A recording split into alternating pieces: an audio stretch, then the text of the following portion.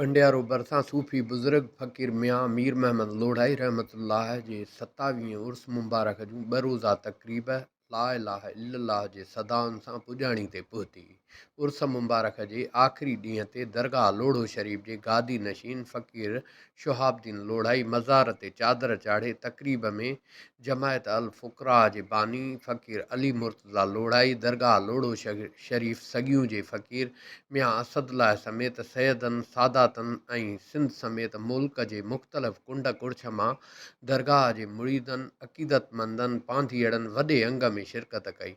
2 रोज़ा जारी रहंदड़ उर्स मुबारक तक़रीब में सिंध जे मशहूरु उलमाए कराम ख़िताब कयो, जॾहिं त मशहूरु नात ख़वाननि हमद नातूं पेश कयूं। उर्स मुबारक जी ख़ुसूसी दुआ दरगाह लोढ़ो शरीफ़ जे गादी नशीन फ़क़ीर शहाबुद्दीन लोढ़ाई घुरी ऐं दरगाह जे मुरीदनि पांधीअड़नि अक़ीदतमंदनि पारां पढ़ियल ख़तम शरीफ़, दुरूद शरीफ़ ऐं ॿियूं इस्म आज़म ऐं आयतुनि जो सवाबु फ़क़ीर मीर महमद रहमतुल्लाह खे ईसाले सवाब कयो। उर्स मुबारक जी तक़रीब दौरान सिक्योरिटी जा इंतिहाई सख़्तु इंतिज़ाम कया विया।